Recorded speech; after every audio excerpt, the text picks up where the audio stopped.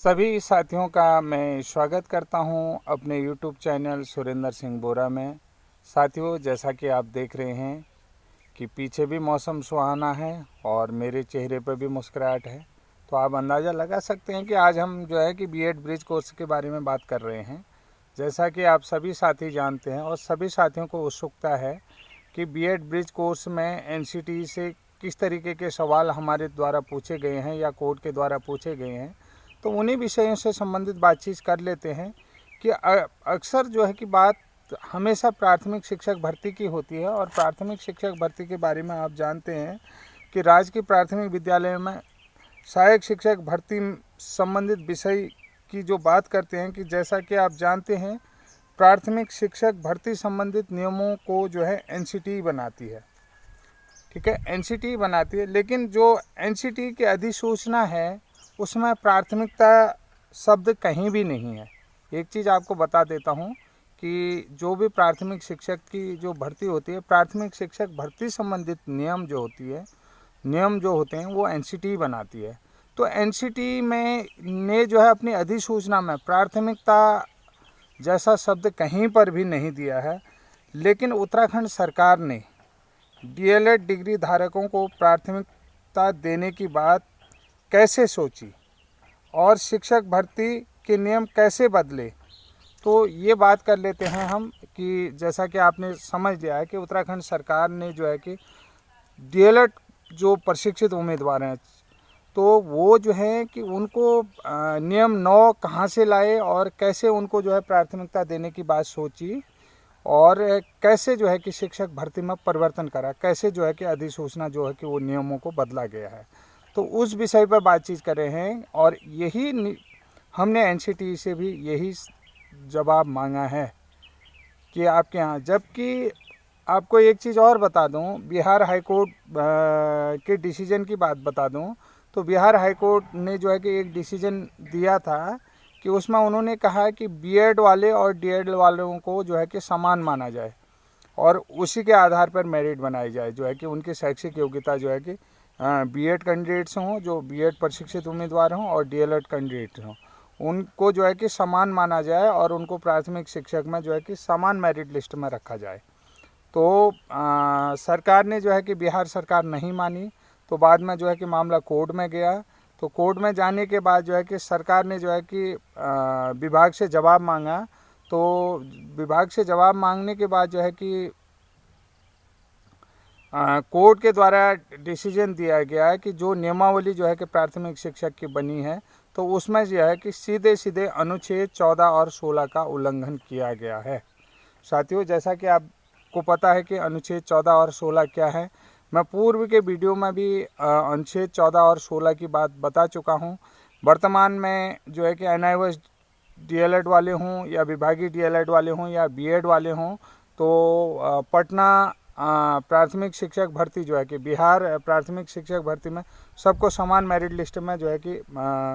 ले लिया गया है और मेरिट लिस्ट जो है कि समानता के आधार पर जो है कि बनाई जा रही है। तो साथियों, मैं भी यहाँ पर यही बात कह रहा हूँ कि जो एनसीटी से हम लोगों ने जवाब मांगा है कि एनसीटी में जो है कि प्राथमिकता जैसा शब्द कोई भी शब्द उनके द्वारा नहीं दिया गया है, लेकिन जो उत्तराखंड सरकार ने जो है कि विभागीय डीएलएड वालों को जो है कि प्राथमिकता देने की बात सोची, तो वो कहाँ से सोची और नियम 9 कहाँ से आया, तो ये बहुत बड़ा चीज़ है। और एक चीज़ मैं आपको और चीज़ बताता हूँ, रेगुलेशन जो होता है, रेगुलेशन की जो बात करी गई है, रेगुलेशन 6 की जो बात बता दी है, तो आप लोग जानते हैं कि अगर रेगुलेशन 6 का उल्लंघन कहीं पर भी राज्य सरकार करती है तो वो कोर्ट के विचाराधीन रहेगा। और एक चीज़ और बता देता हूँ कि जो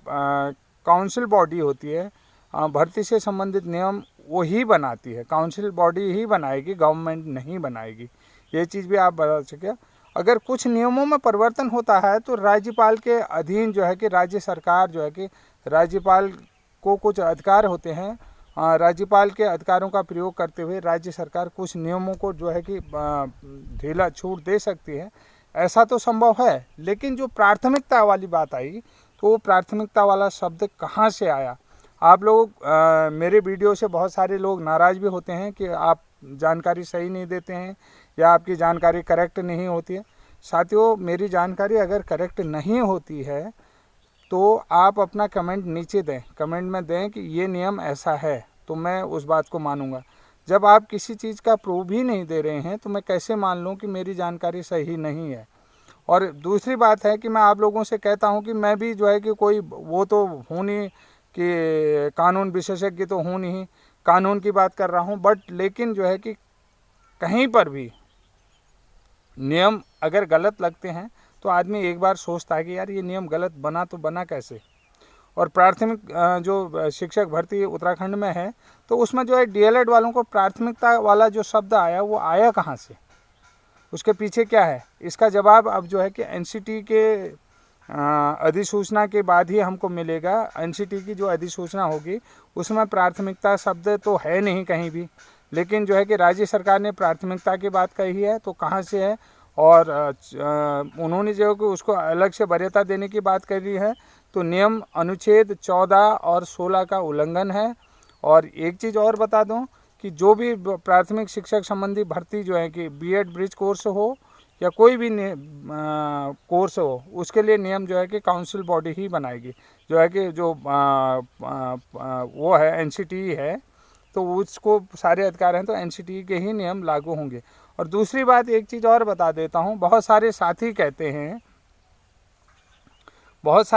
कहते हैं कि जो आपका ब्रिज कोर्स है वो ब्रिज कोर्स भर्ती होने के बाद जब आप अध्यापक नियुक्त हो जाते हैं तो उसके बाद आपको 6 महीने का ब्रिज कोर्स करना है। इस बात को मैं भी समझता हूं, आप भी समझते हैं कि हाँ ऐसा जो है कि हमारे जो है उसमें आया हुआ था, किसमें, एप्लीकेशन में, जो आवेदन फॉर्म में जो है कि इस तरीके की शर्तें रखी गई हैं, आवेदन प्रक्रिया में ये चीज़ लिखा गया है जो लिखा है। लेकिन साथियों, लेकिन आवेदन प्रक्रिया में जो बात आई कि वो जो नियम कहता है तो वो नियम कब कहता है कि जब सबको समान नियम के तहत रखा जाए, जब डीएलएड वालों को भी और बीएड वालों को भी और ब्रिज कोर्स वालों को भी सबको एक नियम के तहत चयन प्रक्रिया में शामिल किया जाए। यहाँ पर देखिए बीएड वर्षवार की भी चयन प्रक्रिया है और यहाँ पर टीईटी मेरिट बेस के आधार पर भी प्रक्रिया है, यहाँ पर जो है कि डीएलएड वालों को वरीयता वाले आधार पर भी प्रक्रिया है। तो यहाँ पर जो है कि कोई किसी भी वर्ष की भर्ती प्रक्रिया हो, प्राथमिक शिक्षक अध्यापक की जो भी भर्ती प्रक्रिया हो, उसमें हमेशा जो है कि एक जैसे नियम रूल फॉलो नहीं किए गए, एक जैसे नियम लागू नहीं किए गए। अभी जो 450 पदों की जो भर्ती हुई है 2018 वाली, उसमें टेट मेरिट है। तो टेट मेरिट में अगर बीएड वाले जो हैं कि ऊपर हैं, सबसे ऊपर हैं, लेकिन बीएड वालों को नहीं लिया गया है, पहली वरीयता उनने डीएलएड वालों को ही दी है। अब जो प्राथमिकता डीएलएड वालों को दी गई वो किस आधार पर दी गई, यही जवाब हमने एनसीटी से मांगा है कि ये जो प्राथमिकता वाला शब्द है तो ये तो एनसीटी की अधिसूचना में कहीं है भी नहीं, और आपने ये कहाँ से थोपा है। जबकि एनसीटी जो है कि एक बॉडी है, काउंसिल बॉडी है, काउंसिल बॉडी जो है कि सभी भर्ती प्रक्रिया में, जैसे प्राथमिक शिक्षक भर्ती प्रक्रिया है तो उसके लिए सब एक सा नियम बनाएगी। तो अब सब कहीं न कहीं एक बात ये भी आप समझ रहे कि अनुच्छेद 14 और 16 का जो है कि अब एक समान नियम नहीं है, तो कहीं न कहीं जो है कि समान योग्यता का भेदभाव भी हो रहा है। समान योग्यता का भेदभाव हो रहा है तो इसका मतलब है जो सेंट्रल का डिसीजन होगा वही मान्य होगा। अगर आप प्राथमिक शिक्षक भर्ती चयन प्रक्रिया में या मेरिट प्रक्रिया में जो है कि योग्यता का भेदभाव कर रहे हैं तो फिर जो है कि राज्य के नियम और केंद्र के नियम आपस में टकराएंगे तो सेंटर वाले नियम को ही माना जाएगा। साथियों, जैसा कि आप जानते हैं बीएड ब्रिज कोर्स की बात कर रहा हूं मैं, आज अन्य किसी की बात नहीं कर रहा हूं। बीएड ब्रिज कोर्स में जब समान नियम होते तब हम जो है कि भर्ती होने के 2 साल के भीतर 6 महीने का ब्रिज कोर्स करते। वो भी अब जब हमने ब्रिज कोर्स कर रखा है तो वो भी हमने जो है कि आरटी की धारा के अधिनियमों के तहत ही किया हुआ है। ये भी आपको बता दूं, आरटी की जो धारा है, आरटी अधिनियम की धारा है, उसके तहत ही हमने ये कोर्स भी करा हुआ है, बीएड ब्रिज कोर्स जो भी है, प्रोफेशनल टीचर डेवलपमेंट कोर्स किया हुआ है, तो ये उन्हीं नियमों के तहत किया हुआ है। तो आप लोग समझ सकते हैं। तो बाकी न कह करके आपको अगर वीडियो अच्छा लगे, वीडियो को पूरा देखें तो लाइक शेयर सब्सक्राइब ज़रूर करें। Thank you.